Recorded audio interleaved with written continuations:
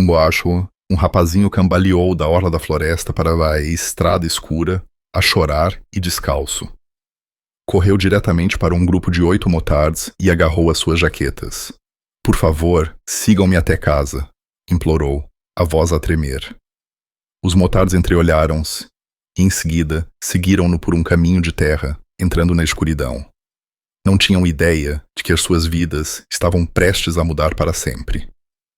O sol estava a desaparecer por trás das colinas quando Joaquim, conhecido como Queen, avistou o rapaz. Inicialmente, pensou que fosse um animal. Algo pequeno e rápido a fugir entre os pinheiros que ladeavam a Estrada Nacional 115. Mas os animais não gritam. Parar! A voz de Kim atravessou o rugido dos 8 motores V-Twin. Os cavaleiros de ferro travaram com um estrondo, as motos a chiar e a levantar cascalho. O pó girava à volta deles, como fumo. Kim tirou o capacete, a sua barba grisalha apanhando o último brilho do dia. Atrás dele, mais 7 motards fizeram o mesmo, com os rostos confusos e irritados. Mas que raio! Kim! Gritou Marcos, limpando o suor da testa. Kim não respondeu. Já tinha descido da moto. O rapaz cambaleou para fora das árvores. Não deveria ter mais do que 9 anos. O rosto estava sujo e manchado de lágrimas, e as suas roupas rasgadas nos joelhos. Estava descalço, os pés sangravam. Por favor, a voz do rapaz falhou. Por favor, tem de me ajudar. Kim ajoelhou-se, o seu casaco de cabedal a ranger. Ei, miúdo, mais devagar. O que é que se passa? A minha mãe, ela não acorda. O rapaz agarrou o colete de Kim com as 2 mãos, os dedos a tremer. Por favor, sigam-me até casa. Por favor, não sei o que fazer. Os outros motards trocaram olhares. Isto não estava nos planos. Tinham acabado de completar um passeio de solidariedade de 12 horas para arrecadar fundos para um centro de apoio a famílias carenciadas. Estavam todos cansados, com fome, prontos para ir ao café na cidade e dar a noite por encerrada. Mas algo nos olhos do rapaz os parou. Onde é a tua casa, filho? Perguntou Queen gentilmente. O rapaz apontou para um caminho de terra que se desviava da estrada principal. Desaparecia na mata densa, mal visível na luz a esmorecer. Fica longe? 10 minutos, talvez menos se corrermos. A voz do rapaz era desesperada, elevando-se. Mas eu não a consigo carregar. Tentei. Ela é muito pesada e a Emma está com demasiado medo para sair, e eu não tenho um telemóvel. Está bem, está bem. Kim pousou a mão no ombro do rapaz. Nós seguimos-te, mas tu vens comigo. Esses pés não te levam a lado nenhum. O rapaz acenou freneticamente. Kim olhou para o seu grupo. Marcos, o seu braço direito, já estava a acenar. Tomás, o mais novo, com 23 anos, parecia incerto. Gasóleo, o gigante com o rosto marcado, estalou os nós dos dedos. Os outros, Ruivo, Sérgio, Urso e Corvo, estavam em silêncio nas suas motos, à espera da decisão de Kim. Nós seguimos o miúdo, disse Kim, simplesmente. Algo está errado. Pode ser uma armadilha, murmurou Sérgio. Ele era o mais desconfiado. Tinha passado demasiados anos em lugares onde a confiança podia ser mortal. Armadilha para quê? Rosnou Gasóleo. O miúdo está descalço e a sangrar. Olhem para ele. Estou só a dizer. Nós seguimos, repetiu Queen, a voz mais dura agora. Alguém tem algum problema com isso? Dê a volta. Ninguém vos para. Ninguém se mexeu. Kim levantou o rapaz para sua moto, acomodando-o à sua frente. Como te chamas? Tiago. Muito bem, Tiago. Agarra-te bem. Vais mostrar-nos o caminho. As motos voltaram a rugir. Tiago apontou e Kim virou para o caminho de terra. Os outros seguiram em fila indiana, os faróis a cortar a escuridão crescente. O caminho era mais áspero do que parecia. Raízes de árvores levantavam o chão. Ramos roçavam o cabedal e o cromo. Após 5 minutos, Marcos encostou ao lado de Kim. Isto não me parece certo, disse Marcos, a voz mal audível por cima dos motores. Kim sabia o que ele queria dizer. Quanto mais fundo iam, mais isolado ficava. Sem luzes de rua, sem casas, apenas árvores e escuridão a apertar de todos os lados. Tiago, de repente, apontou. Ali. É ali. À frente, mal se via, através das árvores, estava uma casa de campo. Poderia ter sido branca outrora, mas agora a tinta estava a descascar. O alpendre estava a ceder a meio. Uma janela estava tapada com cartão. O quintal estava coberto de ervas daninhas mais altas do que Tiago. Os Motards desligaram os motores. O silêncio foi imediato e pesado. Quinn ajudou Tiago a descer. O rapaz correu em direção à casa, parando, virando-se com pânico nos olhos. Depressa, por favor. Os cavaleiros de ferro moveram-se como um só, seguindo Tiago pelos degraus do alpendre. A porta da frente estava torta nas dobradiças. Não estava trancada. Nem sequer estava totalmente fechada. Lá dentro, o cheiro atingiu-os primeiro.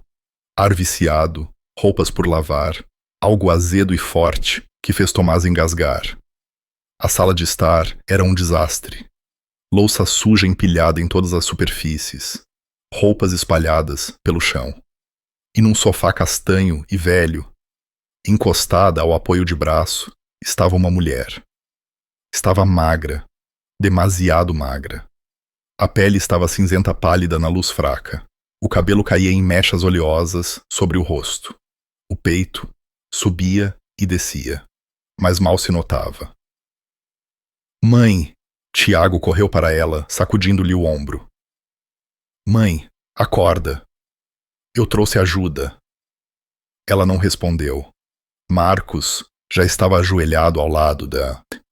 com os dedos no pescoço, a verificar o pulso.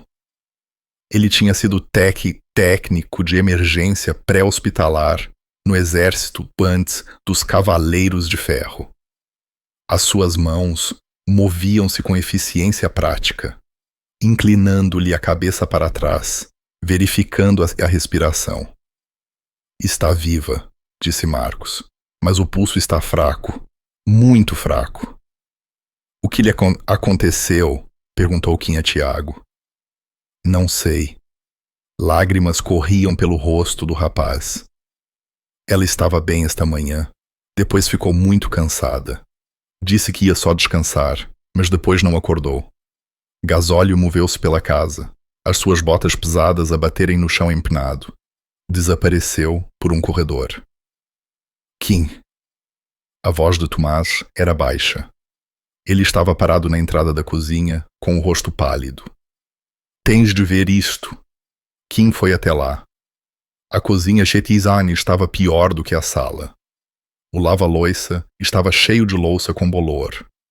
O lixo transbordava para o chão. Mas não era isso que Tomás lhe estava a mostrar.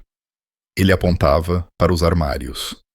Todos abertos, todos vazios. Nem uma única lata de comida. Nem uma caixa de cereais. Nada. Eles não têm comida, sussurrou Tomás. Nada. Um estrondo veio do fundo da casa. Todos se viraram. Está tudo bem, gritou Gasóleo. Acabei de encontrar a irmã. Ele saiu do corredor a carregar uma menina que não devia ter mais de 6 anos. Estava embrulhada num cobertor sujo, os olhos arregalados de terror. Estava a tremer. Estava escondida debaixo da cama, disse Gasóleo, suavemente, os braços enormes a embalá-la como se não pesasse nada. Não fala. Fica só a olhar. A mandíbula de Kim apertou. Ele tinha visto muito nos seus 52 anos. feito coisas de que não se orgulhava, vivido coisas que a maioria das pessoas não podia imaginar. Mas isto atingiu de forma diferente. Onde está o teu pai, Tiago? Perguntou Quinn, mantendo a voz calma. O rosto de Tiago enrugou. Foi-se embora. Há 4 dias. Disse que ia comprar cigarros. Não voltou mais. Marcos olhou para a mãe. Vocês ficaram sozinhos durante 4 dias? Tiago acenou, limpando o nariz com a manga. A mãe continuava a dizer que ele voltava. Continuou à espera, mas depois acabou-se o medicamento dela e ela ficou doente. A voz dele quebrou. Eu não sabia o que fazer. A Emma estava com tanta fome. Dei-lhe a última lata de sopa ontem. Depois não havia mais nada. Os Mottards ficaram parados na casa em ruínas. 8 homens endurecidos, subitamente confrontados com algo para o qual nenhum deles estava preparado. Kim olhou para a mãe inconsciente, para a menina aterrorizada nos braços de gasóleo, para Tiago, que tinha corrido para uma estrada a sinalizar até estranhos, porque não tinha mais ninguém. Marcos, disse Kim, baixinho. Consegues ajudá-la? Marcos já estava ao atirar o telemóvel. Depois parou, olhando para o ecrã. Sem rede, claro que não, murmurou Sérgio. Quinn tomou uma decisão.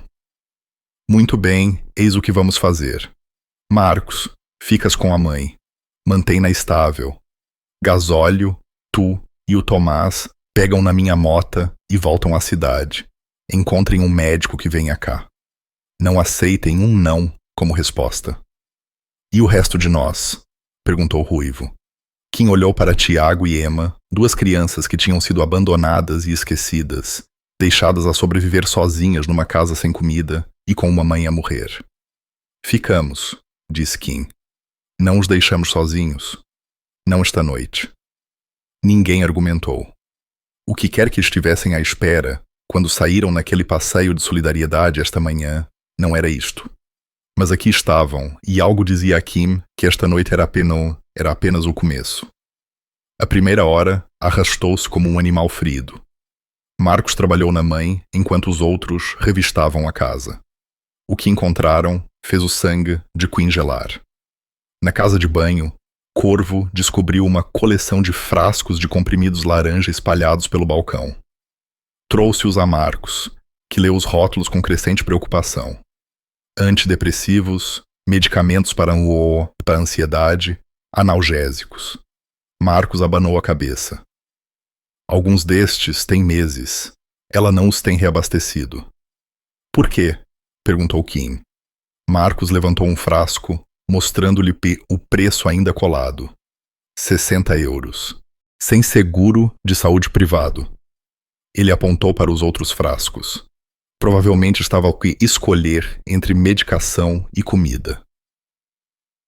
E o pai escolheu cigarros e nunca mais voltou, disse Sérgio, sombriamente, da entrada. No quarto da mãe, Ruivo encontrou algo que o fez chamar Kim. Dentro de uma caixa de sapatos, debaixo da cama, estavam avisos de pagamento em atraso. Conta da eletricidade com 3 meses de atraso. Conta da água com 2 meses. Aviso de imposto predial carimbado a vermelho. Aviso final. Mas foi o envelope no fundo que parou Kim. Lá dentro estava uma única fotografia de família, talvez com 2 anos. A mãe parecia saudável na altura, sorridente.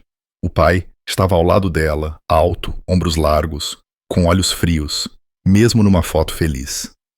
Tiago e Emma estavam pequeninos, a sorrir para essa câmara. No verso, alguém tinha escrito com letra trêmula.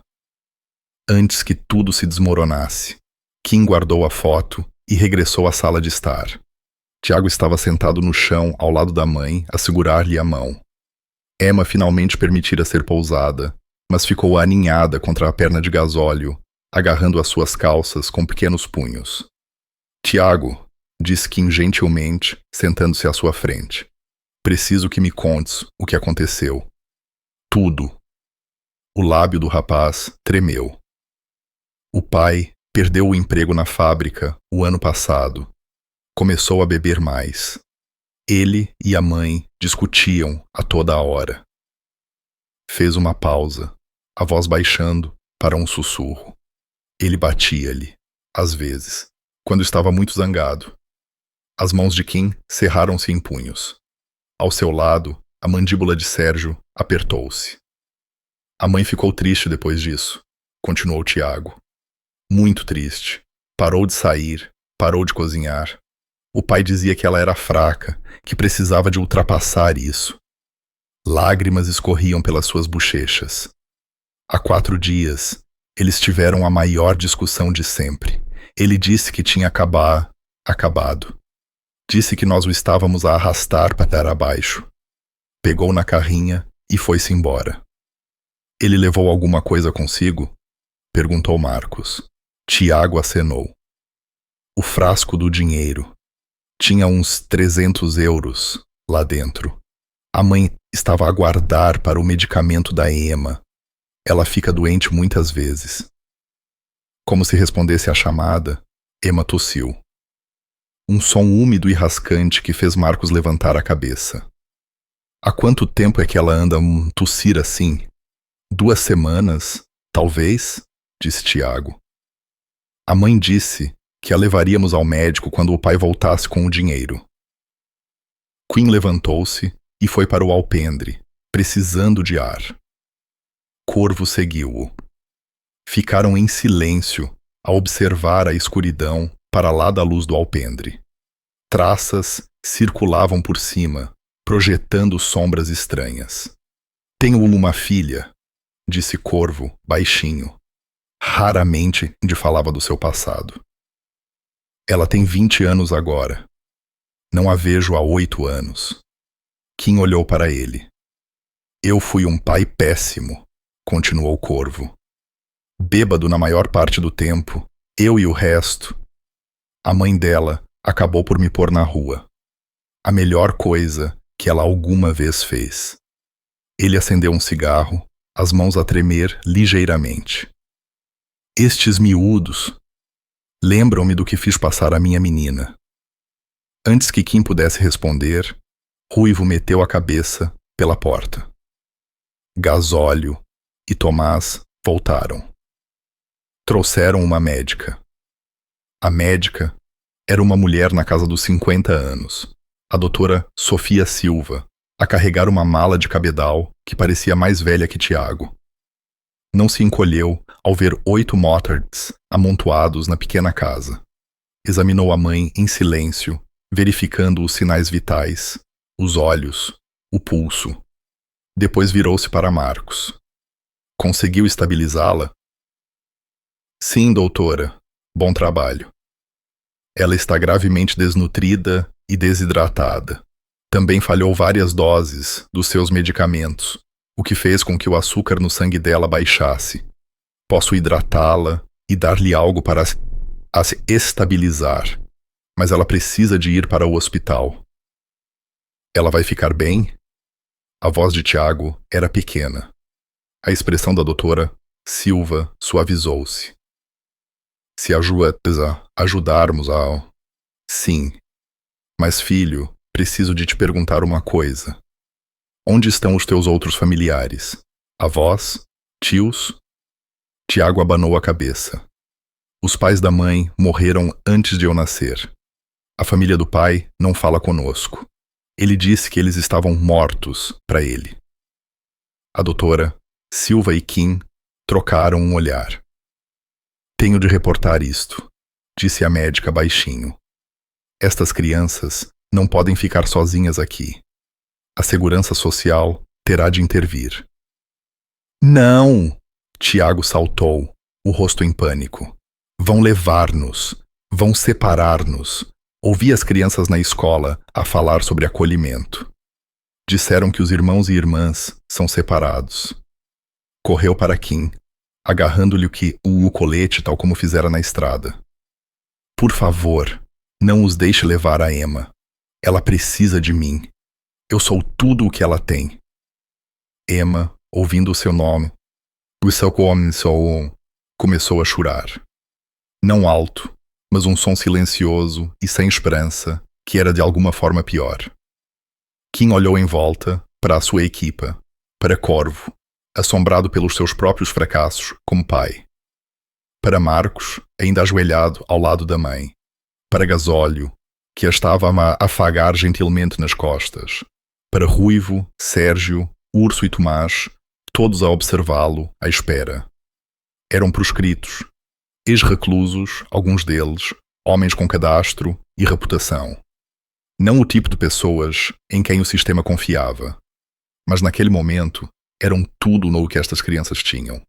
Doutora, disse Kim, lentamente. E se eles não estivessem sozinhos? E se alguém ficasse com eles até a mãe recuperar? A doutora Silva levantou uma sobrancelha. Estás a falar de ti? Estou a falar de nós. Um longo silêncio pairou sobre a sala. Depois, Gasóleo falou. A voz surpreendentemente gentil. Eu fico. Sim, acrescentou Marcos. Eu também. Um por um, os outros acenaram. A doutora Silva olhou para eles por um longo momento. Estes homens rudes, de cabedal e correntes, a prometerem tomar conta de duas crianças abandonadas. Dou-vos esta noite, disse ela, finalmente. Mas amanhã encontramos uma solução real. Entendido? Kim acenou. Entendido. Enquanto a doutora Silva trabalhava na mãe, os motards prepararam-se para uma longa noite. Tinham entrado naquela casa desmoronada como estranhos, mas de alguma forma, no espaço de poucas horas, tinham se tornado noutra coisa. Guardiões, protetores, uma família que ninguém esperava. A mãe acordou às 3h da manhã. Kim estava a cochilar numa cadeira ao pé da janela quando a ouviu ofegar. Marcos estava ao seu lado instantaneamente, os seus instintos de socorrista apurados. Calma, disse Marcos, suavemente. Estás bem. Apenas respira. Os olhos dela vaguearam pela sala, selvagens, com confusão e medo. Depois ela viu Tiago, a dormir no chão, ao lado do sofá, enrolado no casaco de cabedal de alguém. O rosto dela desfez-se. Tiago, ela sussurrou, estendendo-as a mão trêmula para ele. Ele está bem, disse Kim, aproximando-se. O teu rapaz salvou a tua vida. Ele sinalizou-nos na estrada. Ela olhou para Kim, realmente olhou, absorvendo as tatuagens nos seus antebraços, a barba grisalha, o símbolo dos Cavaleiros de Ferro no seu colete. O medo tremeluziu no seu rosto. Quem és tu? Apenas uns tipos de passagem, disse Kim. O teu filho precisava de ajuda. Nós ajudamos. Onde está? Ela parou, a voz a falhar. Onde está o meu marido? A pergunta pairou no ar como fumo. Ele não está aqui, disse Marcos, cuidadosamente. Tiago disse que ele saiu há 4 dias. Algo se partiu na expressão dela. Não surpresa, apenas uma aceitação profunda e cansada até aos ossos, como se estivesse à espera desta confirmação. Ele não vai voltar, pois não? A voz dela era mal audível. Ninguém respondeu. Não precisavam. Ela fechou os olhos, as lágrimas a escorrer pelas suas bochechas encovadas. Eu sabia. Acho que sempre soube. Mas eu continuava a dizer aos miúdos. Continuava a dizer que ele voltava. Minha senhora, começou Kim. Sara, ela interrompeu. O meu nome é Sara. Sara, disse Kim gentilmente. Tu estiveste muito doente. A doutora Silva veio cá. Ela disse que precisas de cuidados médicos adequados. Os olhos de Sara abriram-se de repente. Uma médica? Como é que vamos pagar a uma médica? Não temos seguro. Não temos nada. O pânico subiu-lhe mais na voz. Oh, Deus! As contas, a casa, os miúdos. Sara, para. Marcos pousou a mão no ombro dela. Neste momento, tens de te concentrar em melhorar.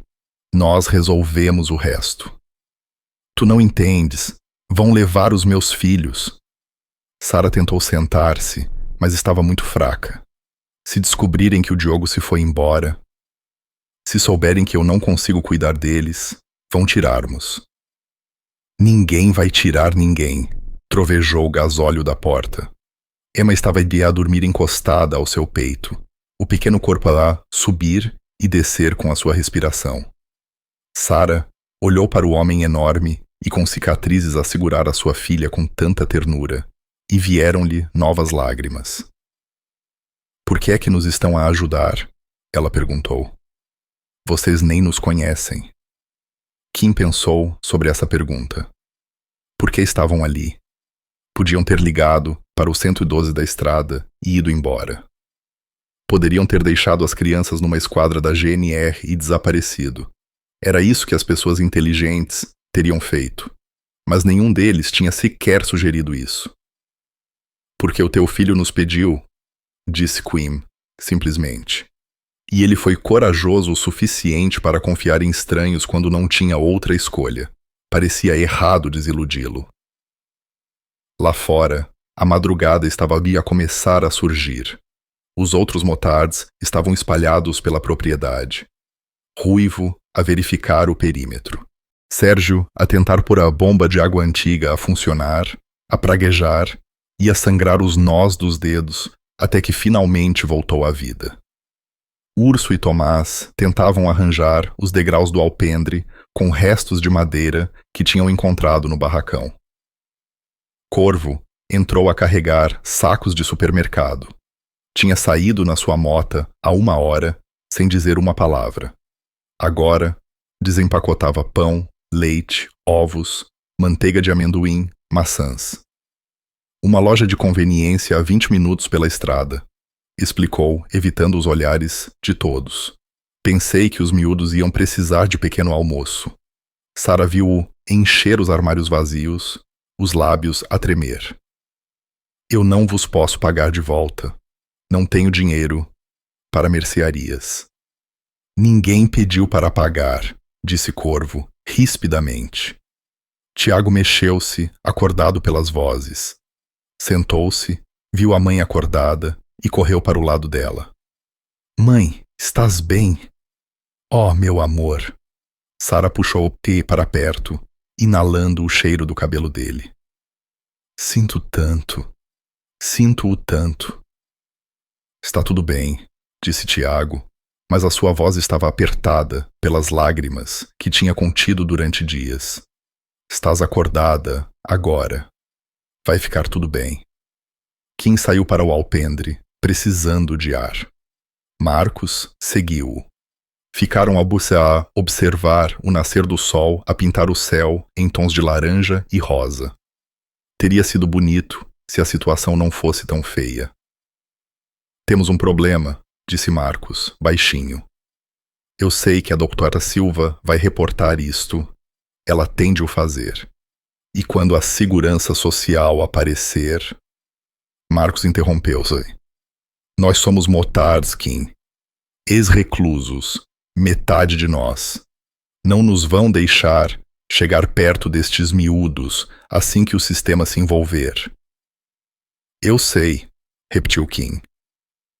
Vão separá-los. Tiago e Emma, lares de acolhimento diferentes, provavelmente. A voz de Marcos estava tensa. Sara vai perder a custódia. Ela não tem emprego, nem marido, nem rede de apoio. O Estado vai tirá-los, e é isso. As mãos de Kim agarravam o corrimão do alpendre. Então, o que queres que eu faça, Marcos? Não podemos raptá-los. Não podemos escondê-los. E claro que não os podemos adotar nós próprios. Não estou a dizer que tenho respostas, ripostou Marcos. Estou só a dizer que fizemos uma promessa a estas crianças ontem à noite. E amanhã vamos quebrá-la. A porta da frente rangeu. Tiago estava lá, o seu pequeno corpo em silhueta na entrada. Vão-se embora? A voz dele era pequena e assustada. Kim virou-se. Não, filho, não vamos. Mas eu ouvi-vos a falar sobre amanhã, sobre pessoas que vêm para nos levar. Maldito seja! O miúdo estava a ouvir. Tiago caminhou até ao alpendre, os pés descalços, a terem cuidado com as tábuas partidas. Olhou para Kim com olhos que tinham visto demais para os seus 9 anos. O meu pai costumava fazer promessas, disse Tiago, baixinho.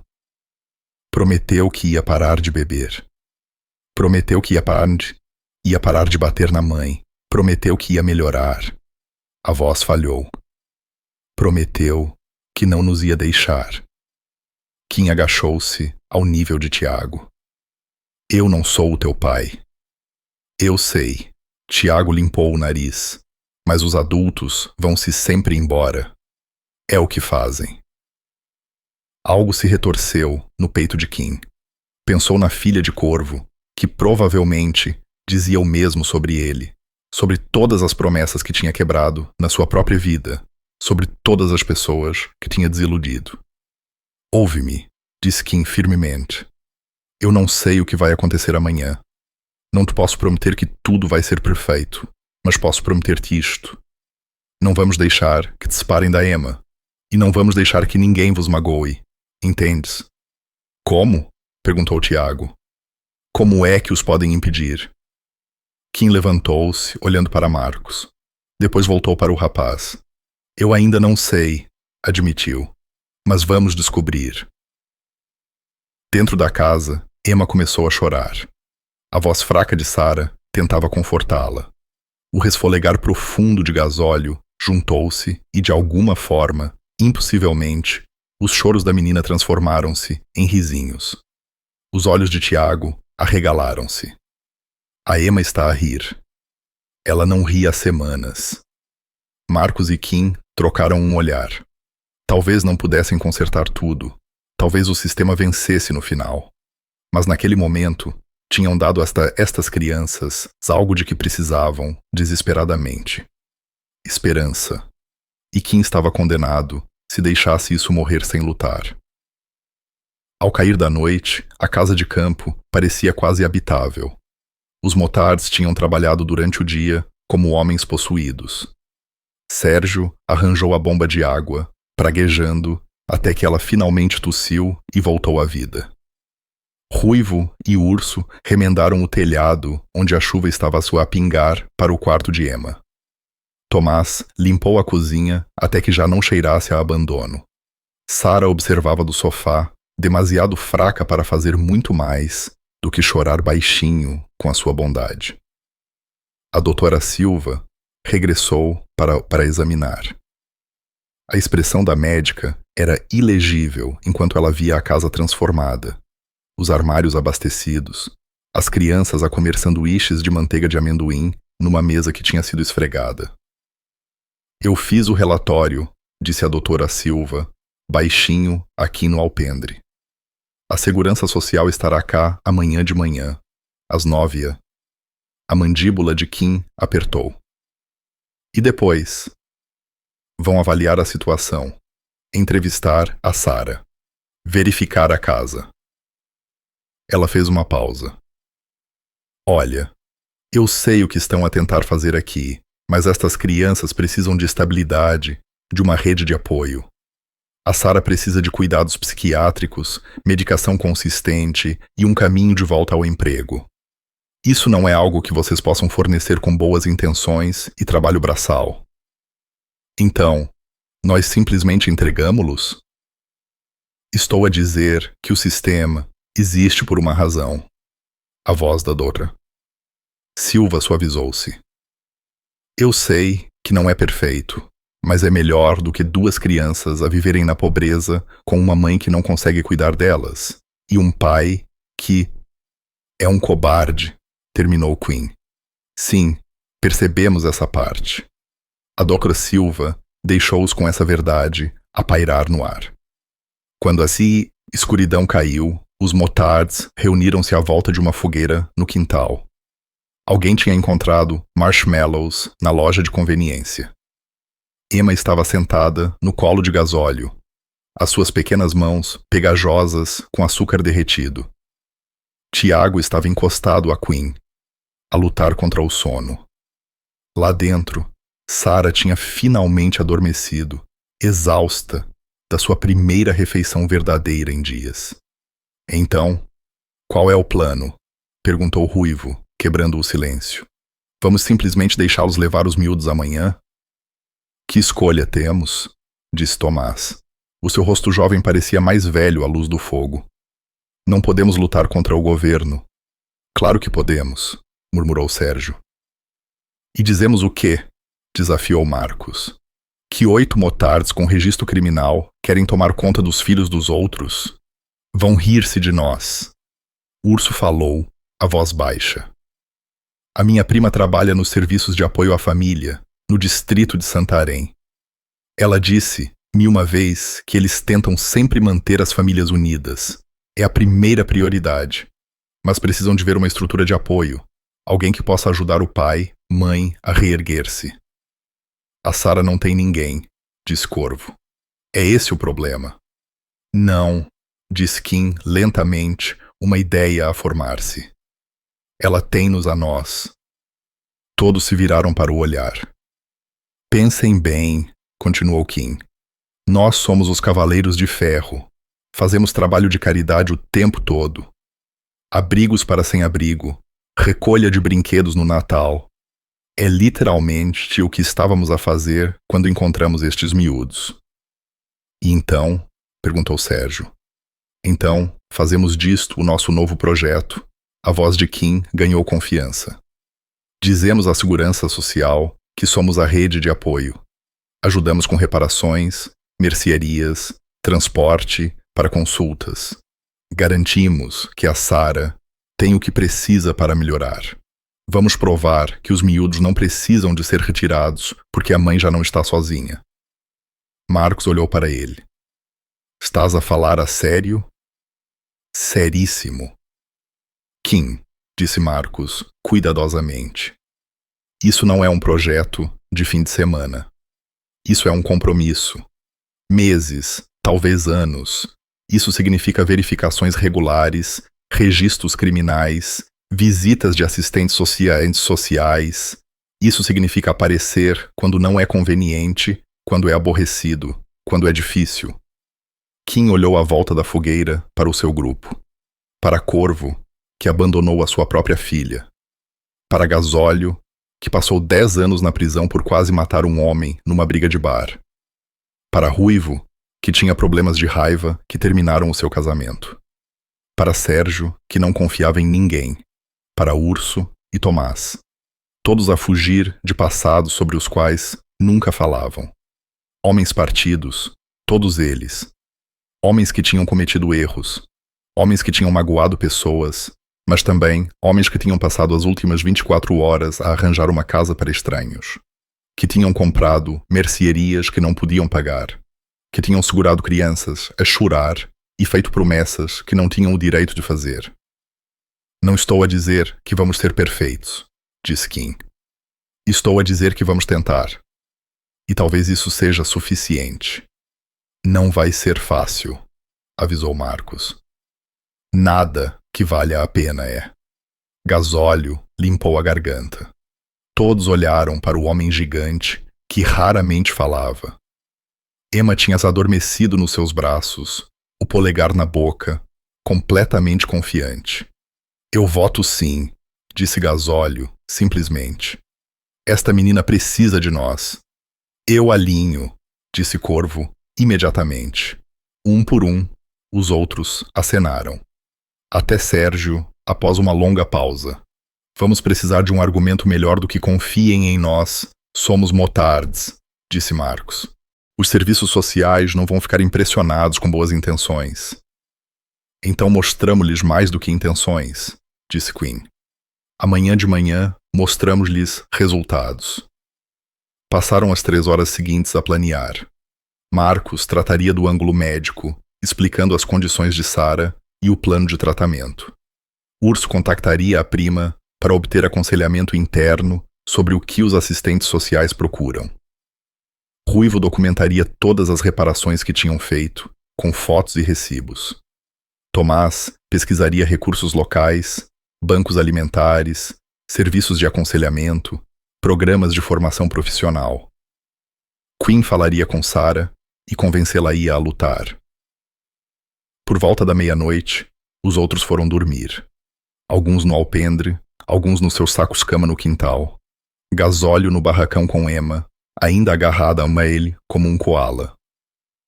Kim encontrou Tiago sentado sozinho nos degraus de trás, a olhar para as estrelas. Não consegues dormir? Perguntou Kim, sentando-se ao lado dele. Estou com medo do que vai ser amanhã, admitiu Tiago. Eu também, filho.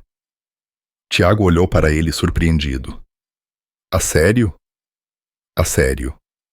Kim pôs um braço à volta dos ombros magros do rapaz.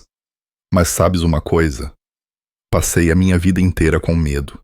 Medo de mudar, medo de me comprometer, medo de me importar com algo mais do que a minha mota e a minha próxima bebida. Ele apertou gentilmente. Depois, tu fugiste daquelas árvores e agarraste-te ao meu colete. E pela primeira vez em 20 anos, eu tive mais medo de te desiludir do que de tentar. E se eles não ouvirem? Sussurrou Tiago. E se nos levarem na mesma? Kim não lhe mentiu. Ele tinha aprendido isso. Então, vamos descobrir o plano B, e o plano C, e o plano D, se for preciso. Mas não vamos parar de lutar. Essa é a promessa. Tiago encostou-se a ele e Quinn sentiu os ombros do rapaz a tremer com lágrimas silenciosas. Todo o medo, exaustão e trauma dos últimos dias, finalmente a romper. Está tudo bem, disse Kim, baixinho. Deixa sair. Tu foste forte durante tanto tempo. Não tens de ser forte agora. Ficaram ali sentados, debaixo das estrelas. Um homem partido e um rapaz partido. Ambos a tentar acreditar que o amanhã poderia ser diferente. Dentro da casa, Sarah estava acordada, ao ouvir o som de homens adultos a ressonar no seu alpendre e no seu quintal. Estranhos que se tinham tornado guardiões, proscritos que se tinham tornado anjos. Ela não sabia o que o amanhã traria, mas pela primeira vez em anos, não o estava medo a enfrentar sozinha. A assistente social chegou num carro branco exatamente às 9h da manhã. O seu nome era Patrícia Lopes, e ela parecia exatamente alguém que tinha passado 20 anos a lidar com o pior que a humanidade tinha para oferecer. Olhos cansados, sapatos práticos, uma prancheta que podia muito bem ter sido uma arma. Ela parou ao ver as 8 motocicletas estacionadas na entrada, coberta de ervas. Kim saiu do alpendre para a receber. Estava arranjado, barbeado, vestindo assim a sua camisa menos intimidante debaixo do colete. Não ajudou muito. Ele ainda parecia exatamente o que era. Dona Patrícia, eu sou o Joaquim, o Kim. Falamos ao telefone com a doutora Silva. A mão de Patrícia moveu-se para o seu spray de pimenta. Os motards, são vocês. Sim, minha senhora. Foi-me dito que um de vocês ficaria com a família temporariamente. Os olhos dela percorreram as motos, os homens que emergiam da casa e do barracão. Não 8. Os planos mudaram, disse Kim calmamente. Gostaríamos de falar convosco sobre a situação das crianças. Eu não estou aqui para falar convosco, Sr. Joaquim. Estou aqui para avaliar o bem-estar de 2 menores. Ela passou por ele em direção à casa. Lá dentro, Sarah estava sentada no sofá com Emma ao colo e Tiago encostado ao seu lado. Marcos estava por perto, parecendo profissional na camisa de botões que tinha emprestado a Urso. A casa estava limpa, os armários abastecidos, as crianças alimentadas e vestidas com as roupas mais limpas que tinham. A expressão de Patrícia não mudou enquanto ela examinava a cena. Dona Sarah, sou a Patrícia Lopes da Segurança Social. Preciso de lhe fazer algumas perguntas. A entrevista foi brutal. Patrícia perguntou sobre o abandono de Diogo, o historial médico de Sara, a sua medicação psiquiátrica, o seu estado de emprego, a sua rede de apoio. Sara respondeu com a verdade, a voz a tremer, as lágrimas a escorrer pelo rosto, enquanto ela admitia tudo. O abuso, a pobreza, o dia em que não conseguiu sair da cama. Tiago segurou a mão da mãe durante tudo isso. Patrícia tomou notas, sem emoção. Depois pediu para falar com as crianças em privado. Não, disse Tiago imediatamente. Está tudo bem, meu amor, sussurrou Sara. Não está tudo bem. A voz de Tiago subiu. Vão levar-nos. Eu sei que vão. A expressão de Patrícia suavizou-se ligeiramente. A primeira fenda na sua armadura. Tiago, eu preciso de ter a certeza de que tu e a tua irmã estão seguros. Esse é o meu trabalho. Eu só quero falar. Estamos seguros, insistiu Tiago. Estamos seguros agora, por causa deles. Ele apontou para os motards que estavam desajeitadamente na entrada da cozinha. Patrícia seguiu o seu gesto. Os motards fizeram-te sentir seguro. Eles salvaram a vida da mãe. Trouxeram-nos comida. Arrumaram a nossa casa. A voz de Tiago era feroz. Eles não tinham de nos ajudar, mas ajudaram. E não vão sair. Patrícia escreveu algo na sua prancheta. Também preciso de falar com eles. Ela entrevistou cada motard separadamente na cozinha. Kim foi o primeiro. Senhor Joaquim, qual é exatamente a sua relação com esta família? Conhecemos-los há 2 dias. E decidiu ficar? Sim, minha senhora. Por quê? Kim encarou-a. Porque eles precisavam de ajuda, e nós podíamos dá-la. Isso não é uma relação, não é família. Isso são estranhos a fazer de heróis. A voz de Patrícia era cortante. Estas crianças precisam de estabilidade, consistência, não de um clube de motards que se vai aborrecer e desaparecer no horizonte. Não vamos a lado nenhum. Diz isso agora. Toda a gente diz isso. Sabe quantas vezes já ouvi nós tomamos conta deles, de pessoas que desaparecem numa semana? Ela inclinou-se para a frente. Estas são crianças, Senhor Joaquim. Não um projeto de caridade, não uma forma de se sentirem bem convosco próprios. As mãos de Kim cerraram-se debaixo da mesa. Tem razão. Somos estranhos. Temos registros criminais. Não somos a escolha óbvia. Ele respirou fundo. Mas estamos aqui. Aparecemos. E vamos continuar a aparecer. Por quanto tempo? O tempo que for preciso. Patrícia entrevistou Marcos a seguir, depois Gasóleo, depois os outros. Quando acabou, já passava do meio-dia.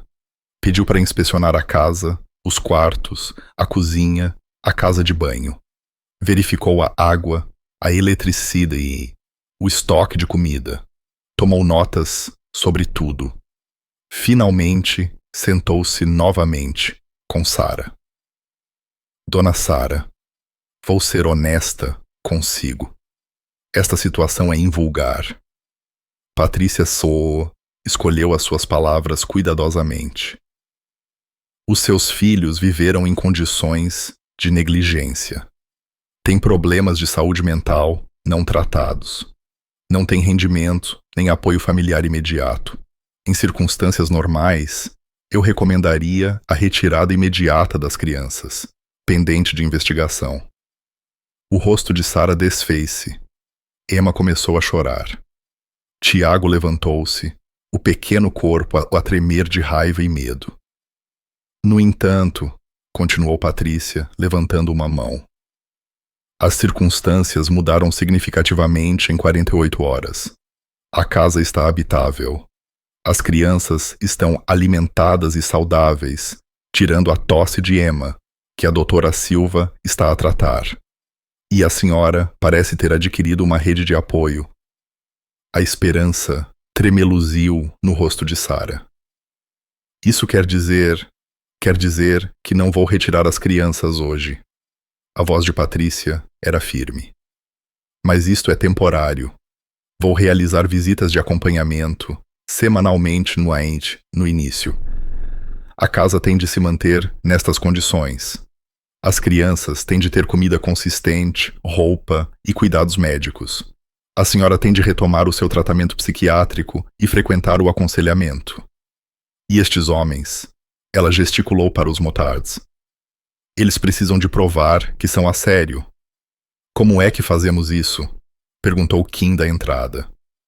Patrícia levantou-se, recolhendo os seus pertences. Continuando aqui daqui a um mês, daqui a 3 meses, daqui a 6 meses. Ela olhou para cada motar por sua vez. Porque falar é fácil, Sr. Joaquim, e as vidas das crianças não o são. Entregou a Sara uma pilha de papéis. Recursos, bancos alimentares, serviços de aconselhamento, programas de formação profissional. Usem-nos.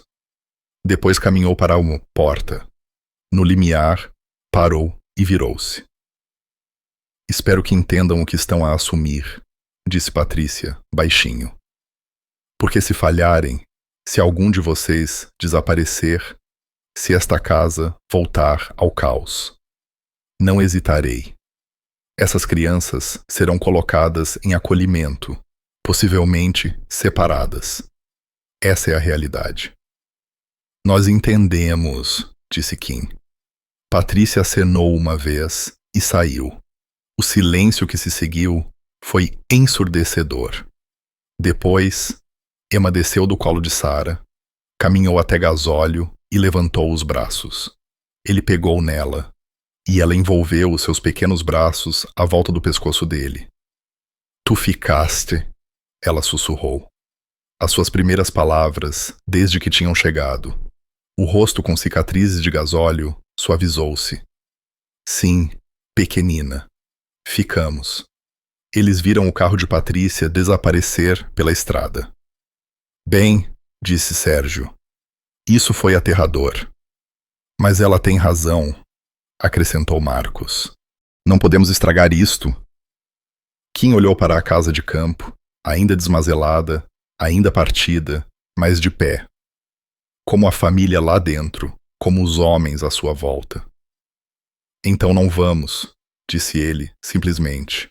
Não era grande plano, mas era o único que tinham. 3 dias depois, Diogo, o pai, entrou no refúgio do Zé, o café à beira da cidade. A notícia espalhou-se rapidamente em pequenas comunidades. Quando o sol se pôs, metade da cidade sabia que ele tinha voltado. Quando o telemóvel de Quim tocou, toda a equipa dos Cavaleiros de Ferro também sabia. Tens a certeza que é ele? Perguntou Kim a Ruivo, que tinha recebido a chamada de um empregado de mesa que lhe devia um favor. Tipo alto, casaco castanho, a conduzir uma Ford toda estragada com uma amolgadela na porta do passageiro, a gabar-se de um ganho no póquer em Portimão. A voz de Ruivo estava tensa com raiva mal controlada. É ele! Kim olhou para a casa de campo. Pela janela, podia ver Sara a ajudar Tiago com os trabalhos de casa à mesa da cozinha. Emma estava a colorir no chão. Gasóleo a vigiá-la como um anjo da guarda cicatrizado. Onde é que ele está agora? Ainda no refúgio do Zé, a ficar bêbado com o que é provavelmente o dinheiro das mercearias dos filhos. A mandíbula de Kim cerrou-se. Chamem os outros, mas ninguém faz nada estúpido. Vamos só conversar. Conversar? Repetiu Ruivo, secamente. Foi o que eu disse. O refúgio do Zé era o tipo de lugar onde as lutas começavam e as perguntas não eram feitas. Madeira escura, iluminação mais escura, e o cheiro, a cerveja velha e sonhos desfeitos. Diogo estava sentado ao balcão, a rir demasiado alto, com o braço à volta de uma mulher que não era sua esposa. Era um homem grande, ombros largos, com o tipo de rosto que poderia ter sido bonito antes da amargura e do álcool lhe terem marcado as linhas. Ele não reparou nos 6 motards a entrar até que Quinn se sentou ao lado dele. Diogo. A voz de Quinn era conversadora. Diogo virou-se, os olhos turvos. Quem pergunta? Alguém que tem estado na tua casa, a cuidar dos teus filhos, da tua esposa. O sorriso desapareceu do rosto de Diogo. Endireitou-se um pouco, a embriaguez a dissipar-se. Que raio estás a falar? Quem és tu? As pessoas que encontraram a tua família 4 dias depois de as abandonares. Marcos estava do outro lado de Diogo. O teu filho estava a chorar na berma da estrada. A tua filha estava escondida debaixo de uma cama. A tua esposa estava inconsciente. O rosto de Diogo ficou vermelho. Isso não é da tua conta, caramba. Passou a ser nosso quando as deixaste para morrer, rosnou Gasóleo, por trás. O café tinha ficado em silêncio. Toda a gente estava basta para observar que o Diogo levantou-se, a balançar ligeiramente. Era alto, mas Gasóleo também era, e Gasóleo estava sóbrio. Eu não sei quem pensas que és, mas tens de sair da minha frente. Senta-te, disse Quinn baixinho. Algo no seu tom fez Diogo hesitar. Quinn não estava a me ameaçar. Estava simplesmente a declarar um facto. Diogo sentou-se. Aqui está o que vai acontecer, continuou Quinn. Vais ouvir. Vais ouvir o que a tua família passou enquanto estavas a desperdiçar o dinheiro da comida deles no sul do país. O teu filho tem 9 anos. Ele encontrou a mãe inconsciente, sem comida em casa, a irmã a tossir até ficar doente. Ele não sabia se a mãe estava a morrer, nem sequer sabia se voltavas. Quinn inclinou-se mais perto. Então ele correu para uma estrada e implorou ajuda a estranhos, porque não tinha mais ninguém. O rosto de Diogo tinha ficado pálido. Emma, a tua filha. Ela não falou durante 2 dias. Ficava só a olhar para o nada. Sabes quais foram as primeiras palavras dela depois de aparecermos? A voz de Marcos era dura. Ela disse, tu ficas. Porque é isso que ela aprendeu sobre adultos. Eles vão-se embora. Eu ia voltar, disse Diogo, mas a sua voz estava fraca. Eu só precisava de espaço, de tempo para pensar. Roubaste 300 euros, disse Ruivo secamente. Dinheiro que Sara estava a guardar para o medicamento da Emma. Levaste-o e fugiste.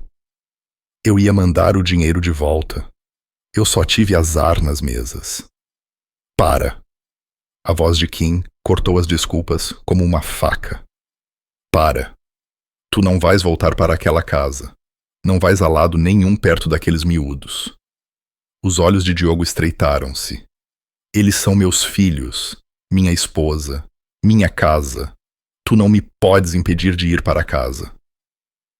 Na verdade, disse uma voz da porta, podem. O comissário Costa entrou, com a mão a descansar no cinto, perto da arma. Era um homem experiente, na casa dos 60.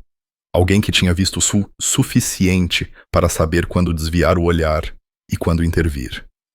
Comissário, disse Diogo, o alívio a inundar a sua voz. Estes homens estão a incomodar-me, a ameaçar-me. Isso é engraçado, disse o comissário Costa, sem sorrir, porque a doutora Silva apresentou um relatório há 3 dias sobre abandono e negligência infantil. E Patrícia Lopes, da Segurança Social, mencionou-te pelo nome. Há uma investigação ativa. Diogo, deixaste a tua família sem comida, sem dinheiro, sem cuidados. O rosto de Diogo perdeu a cor. Agora, eu podia prender-te neste momento, continuou o comissário. Ou podes facilitar. Assina alguma custódia temporária à tua esposa. Aceita visitas supervisionadas apenas e inscreve-te num programa de desintoxicação. Não me podes obrigar. Não, mas um juiz pode e vai fazê-lo. O comissário Costa tirou um papel dobrado. Isto é uma ordem de restrição. Ficas a 150 metros daquela casa de campo e daqueles miúdos até provares que não és um perigo para eles. Diogo olhou para o papel como se fosse uma cobra. Assina, disse Kim baixinho. Ou não assines. A escolha é tua. Mas se fores para perto daquela casa, se tentares ver aqueles miúdos, se sequer conduzires por aquela estrada, nós saberemos. E da próxima vez, não vamos apenas conversar. Não era uma ameaça. Era uma promessa. A mão do Diogo tremeu ao pegar na caneta que o comissário Costa ofereceu. Ele assinou, a sua assinatura mal legível. Boa escolha, disse o comissário, pondo para o papel no bolso. Agora, sai da minha cidade. Diogo levantou-se, olhou para os motares à sua volta, homens que tinham feito mais pela sua família em 3 dias do que ele em anos. E algo se quebrou na sua expressão. Vergonha, talvez, ou apenas a percepção do que tinha perdido. Diz a Sara. Ele começou. Não. Marcos cortou-o. Tu não tens o direito de enviar mensagens. Não tens o direito de pedir perdão. Tu perdeste isso, certo? Diogo acenou lentamente, agarrou o casaco e saiu do café.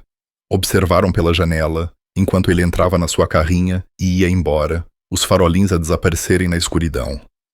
O café irrompeu em sussurros. Kim virou-se para o comissário Costa. Obrigado. O comissário encolheu os ombros. A doutora Silva é uma amiga. Ela contou-me o que vocês andam a fazer por lá. Ele observou Quinn com olhos perspicazes. Conheço-te a ti e ao teu grupo há anos. Causaram-me dores de cabeça mais do que uma vez, mas isto, ele acenou lentamente. Isto é um bom trabalho. Continuem assim. Enquanto Kim saía, Corvo falou. E se ele voltar, mesmo com a ordem de restrição? Então lidamos com isso, disse Kim simplesmente. Mas enquanto voltavam para a casa de campo, Kim não conseguia afastar a imagem do rosto de Diogo, quebrado, envergonhado, zangado. Um homem que tinha deitado tudo a perder e só agora percebia o preço. Pararam na casa de campo. Lá dentro, as luzes eram quentes.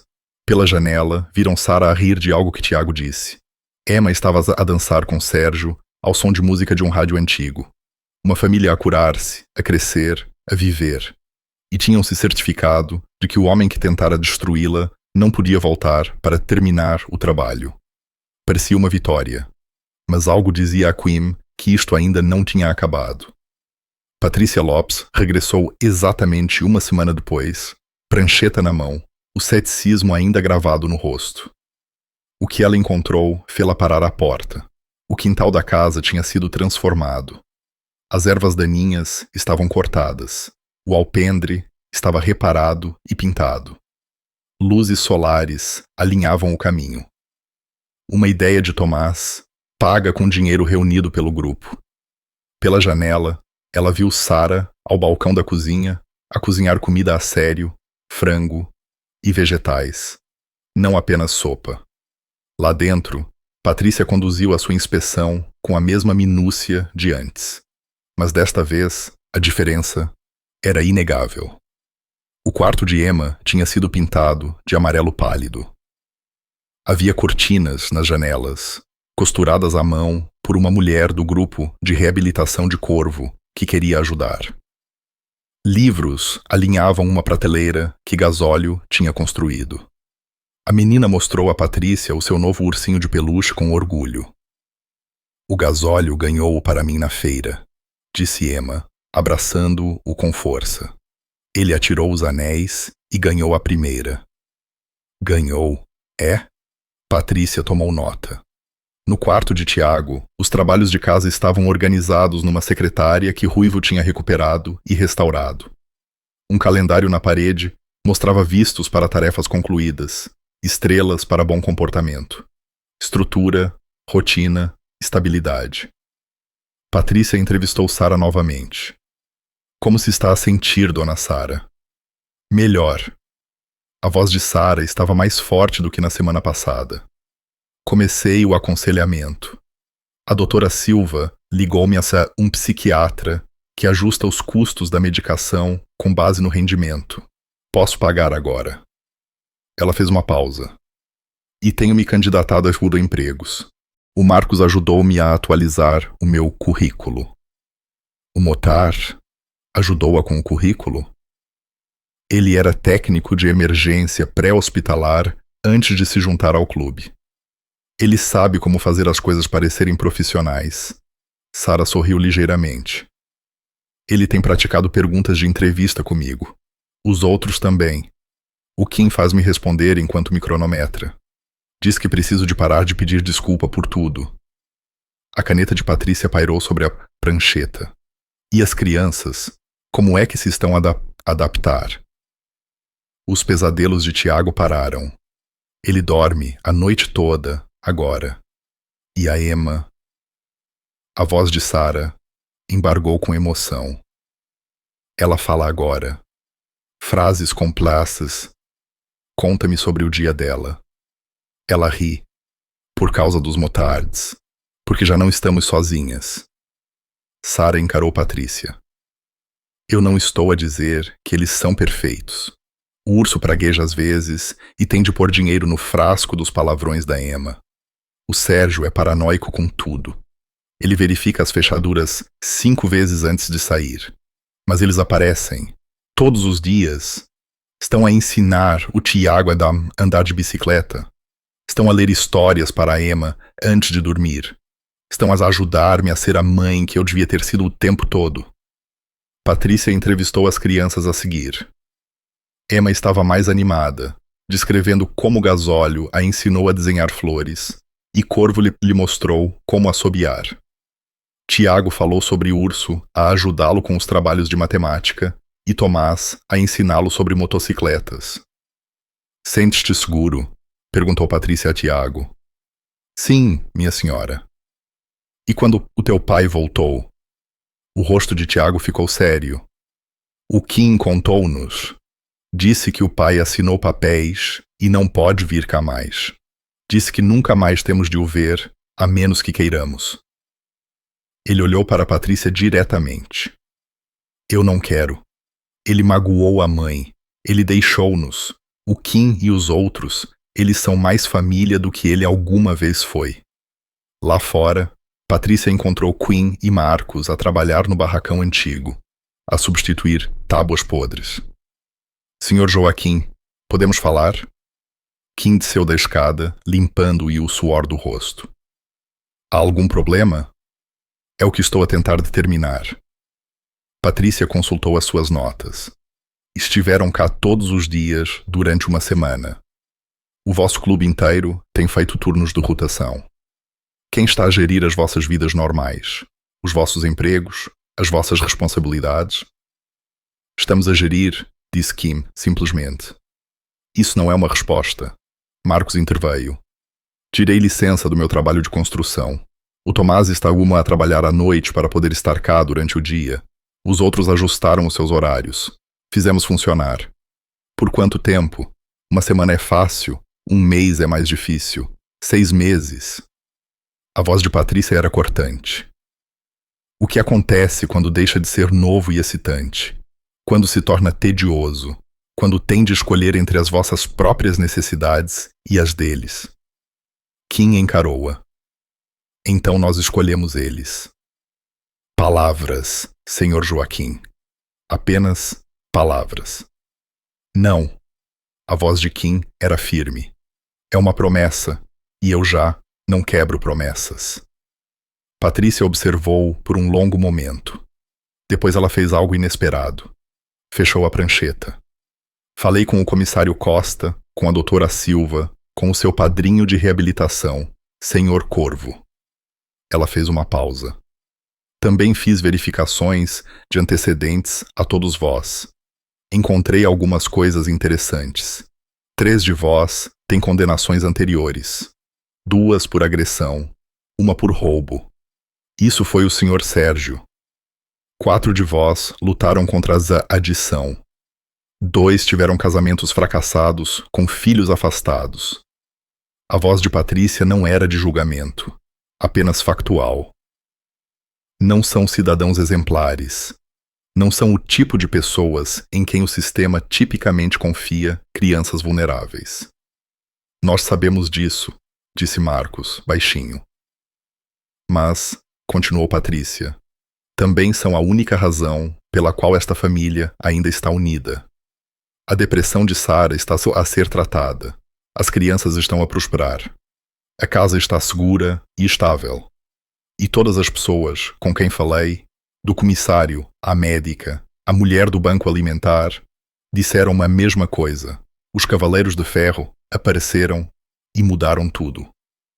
Ela abriu a sua pasta e tirou papéis. Isto é um acordo formal. O Estado vai permitir que Sara retenha a custódia com monitorização contínua. Vocês, ela gesticulou para os Motards, serão listados como a rede de apoio aprovada. Isso significa verificações de antecedentes para qualquer pessoa que passe tempo sem supervisão com as crianças. Isso significa visitas aleatórias da minha parte. Isso significa que, se algo correr mal, todos vós serão responsabilizados. Kim olhou para os papéis. Estás a falar a sério? Estou a dar-vos uma oportunidade para me provarem que estou errada sobre Motards com registro criminal. Patrícia estendeu uma caneta. Não me façam arrepender. Um por um, cada Motard assinou.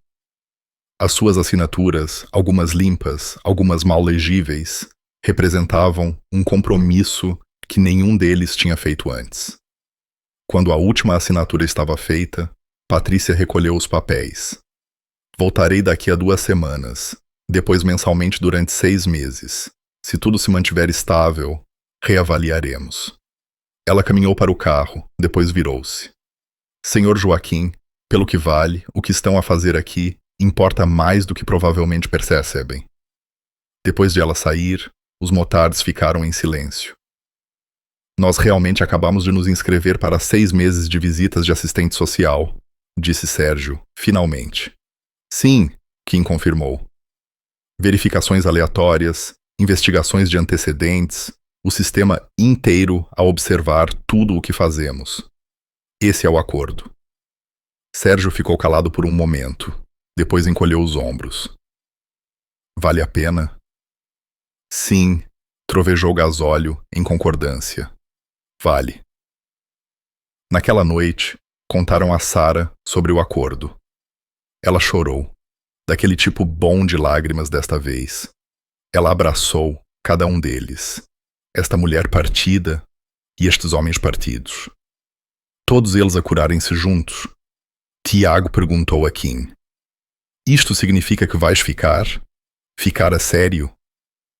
Kim ajoelhou-se ao nível dele. Miúdo, nós não vamos a lado nenhum. Vais ficar preso a nós. Tiago atirou os braços à volta do pescoço de Quinn, agarrando-se como se tivesse medo de o soltar. E Kim segurou-o. Este rapaz que os tinha salvo, tanto quanto eles o tinham salvo a ele. Lá fora, o sol pôs-se sobre a casa de campo. As motocicletas estavam numa fila arrumada na entrada. As luzes no interior brilhavam quentes contra o céu que escurecia. Não era perfeito.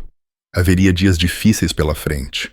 Lutas, contratempos, momentos em que iriam querer desistir. Mas não desistiriam, porque 8 proscritos tinham feito uma promessa. E pela primeira vez nas suas vidas, iam cumpri-la. 6 meses passaram como capítulos num livro que ninguém esperava ler. A casa de campo, que tinha sido um monumento ao abandono e ao desespero, tornou-se noutra coisa inteiramente. A tinta já não descascava. O alpendre não cedia. Flores cresciam em caixas que Gasóleo construiu e Emma pintou. Um baloiço de pneu pendia do carvalho no quintal. Obra de urso, testada a fundo por Tiago antes de Emma se aproximar. Sara conseguiu um emprego na biblioteca local. A tempo parcial no início, depois a tempo inteiro quando viram o quão fiável ela era. Ela tinha recuperado peso saudável. e os seus olhos tinham luz novamente. Frequentava a terapia todas as quartas-feiras. Os motards garantiam que ela nunca faltava a uma consulta. Emma começou o jardim de infância. No seu primeiro dia, ela insistiu em usar o seu vestido favorito, roxo com flores, e ia carregar a lancheira que Tomás lhe tinha comprado. Gasóleo levou-a até a sala de aula, o seu corpo, maciço, mal cabendo na porta minúscula. Os olhos da professora arregalaram-se, mas Emma agarrou a mão dele e anunciou com orgulho: "Este é o meu tio Gasóleo. Ele é o melhor." A professora não argumentou. Tiago juntou-se ao clube de bicicletas da escola. Kim ensinou-o a andar corretamente, com o Ruivo a supervisionar e a gritar instruções sobre equilíbrio e travagem. No dia em que Tiago pedalou 1 quilômetro inteiro sem parar, todo o grupo aplaudiu como se ele tivesse ganho um campeonato. As visitas de Patrícia Lopes tornaram-se rotina. Mensalmente, depois bimensalmente. Cada vez que vinha, encontrava só a mesma coisa: estabilidade, progresso, uma família que estava a se curar-se. Na sua visita final agendada, ela sentou-se à mesa da cozinha com Sara, a rever o processo. A sua depressão está controlada, está empregada. As crianças estão saudáveis, a frequentar a escola, sem sinais de trauma ou negligência. Patrícia levantou o olhar. "Dona Sara, estou a recomendar o encerramento do caso. A senhora já não precisa de supervisão estatal." A mão de Sara voou para a boca. "A sério? A sério?" Patrícia permitiu-se um pequeno sorriso. Fez o trabalho. A senhora e a sua invulgar rede de apoio. Lá fora, a invulgar rede de apoio estava a ensinar Emma a tirar uma bola. Ela não conseguia atirar longe, mas estava determinada. E cada tentativa era recebida com entusiasmo exagerado de homens adultos que tinham visto combate e prisão, mas agiam como se ela tivesse acabado de ganhar o campeonato nacional. Patrícia observou pela janela. "Tenho feito este trabalho durante 23 anos. Vi muitos resultados, muitos deles maus." Ela fechou um dossiê. "Esta é a primeira vez que vejo um clube de motards salvar uma família." Não tinha a certeza se alguma vez escreveria estas palavras, mas eles são bons para a senhora, para as crianças. Sara limpou as lágrimas dos olhos. "Eles salvaram-nos. A todos nós." "Não. Salvaram-se todos uns aos outros." Naquela noite, Quinn convocou uma reunião do clube na casa de campo. Todos se reuniram à volta da mesa da cozinha, a mesma mesa onde tinham encontrado, pela primeira vez, armários vazios e desespero. "A Patrícia encerrou o caso", anunciou Quinn. "A Sara e os miúdos estão oficialmente estáveis, sem mais supervisão estatal." Gritos de alegria irromperam. Gasóleo levantou Emma para os seus ombros. Tiago chocou as mãos com Marcos. Sara riu. Riu a sério pela primeira vez em anos. Mas Kim continuou, levantando a mão para pedir silêncio. "Tenho andado a pensar. Nós tropeçamos nisto. Encontramos um miúdo numa estrada. Mas quantos outros miúdos estão por aí? Quantas outras famílias a desmoronar-se sem ninguém para as amparar?" A sala ficou em silêncio. "Não estou a dizer que podemos salvar toda a gente", disse Quinn. "Mas salvamos esta, e se conseguimos fazer uma vez..." Ele interrompeu-se, deixando-os terminar o pensamento. Corvo falou primeiro. "Estás a falar em tornar isto oficial. Uma missão a sério. Estou a dizer que temos algo aqui. Recursos, habilidades, uma rede. E se usássemos isso?" Marcos acenou lentamente. "Há programas, organizações que ligam voluntários a famílias em risco. Podíamos fazer parceria com eles. Precisamos de estrutura", acrescentou o Ruivo. Talvez estatuto de organização sem fins lucrativos. Financiamento. Não podemos fazer tudo do nosso bolso para sempre. Eu conheço um advogado que me deve um favor, disse Sérgio. Podia ajudar com a papelada. Tomás tirou o telemóvel. Já estou a desenhar um logótipo. Cavaleiros de Ferro. A rodar pelos miúdos esquecidos. Kim olhou para Sara. O que achas? Ela sorriu por entre as lágrimas. Acho que vão mudar muitas vidas.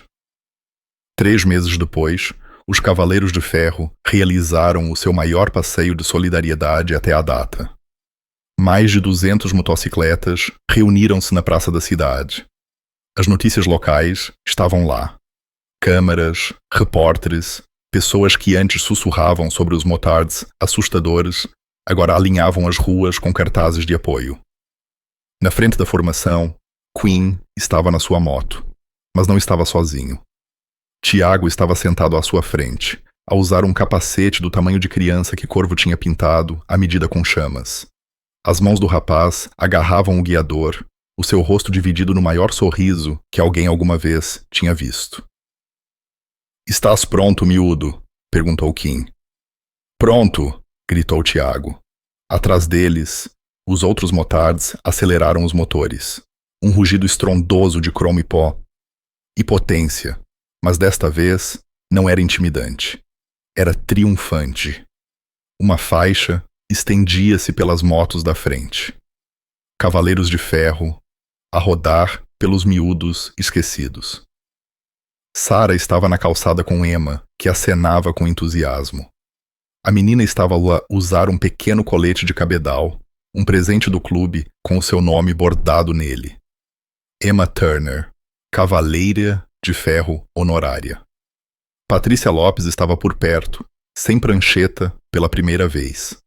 Ela apanhou o olhar de Kim e deu-lhe um aceno de respeito. O comissário Costa dirigia o trânsito, com um ligeiro sorriso. A doutora Silva acenou da multidão. Até o presidente da Câmara da cidade tinha aparecido para fazer um discurso sobre comunidade e segundas oportunidades. O passeio levá-los-ia por 3 distritos, terminando num hospital pediátrico onde entregariam brinquedos e doações. Mas, mais do que isso, entregariam esperança. Prova de que, às vezes, as pessoas que a sociedade descarta são as que aparecem quando é mais importante. Kim acelerou o motor. O som ecoou nos edifícios, poderoso e vivo. Ele pensou naquele dia, 6 meses antes. Um rapaz a chorar a cambalear para fora das árvores. Um pedido desesperado. Uma escolha de seguir quando teria sido mais fácil ir embora. Essa escolha tinha mudado tudo. Muito bem, Tiago! Kim gritou por cima do rugido dos motores. Acena, a tua mãe é irmã. Tiago acenou com as 2 mãos, a saltar de excitação. Agora agarra-te bem, disse Kim. Temos uma missão. O comboio avançou. 200 motocicletas a moverem-se como uma só. Uma irmandade que tinha encontrado o seu propósito. Homens que tinham passado anos a fugir do seu passado, agora a caminhar em direção aos seus futuros. Na parte de trás da formação, Gasóleo andava com o ursinho de peluche de Emma, amarrado à sua moto. Ela tinha insistido que ele o levasse para dar sorte. Corvo andava ao lado de Marcos, ambos sóbrios e estáveis. Ruivo, Sérgio, Urso e Tomás ladeavam os lados, protetores e orgulhosos. Não eram perfeitos. Ainda cometiam erros. Alguns dias eram mais difíceis do que outros, mas eles apareceram. Cumpriram as suas promessas, fizeram o trabalho, porque um rapazinho tinha saído das árvores a chorar. Por favor, sigam-me até casa. E eles tinham-nos seguido para algo maior do que qualquer um deles poderia ter imaginado. Para a redenção, para a família, para uma missão que ecoaria através de inúmeras vidas ainda por salvar. As motocicletas desapareceram pela estrada, o seu rugido a desvanecer-se na distância. Mas o impacto que deixaram para trás, em Sarah, em Emma, em Tiago, numa cidade que aprendeu a não julgar pelas aparências, uns nos outros, isso duraria para sempre. Às vezes, as pessoas que nos salvam não são aquelas que esperamos. Às vezes, são aquelas de quem todos os outros desistiram. Às vezes, são proscritos e moçupos em motocicletas que ouvem uma criança a chorar e decidem que desta vez não vão fugir. Desta vez vão ficar. E isso faz toda a diferença. Se gostou desta história de esperança e redenção, por favor, subscreva o canal para mais narrativas emocionantes. Deixe o seu comentário abaixo e diga-nos qual foi o seu momento favorito e goste do vídeo para nos apoiar.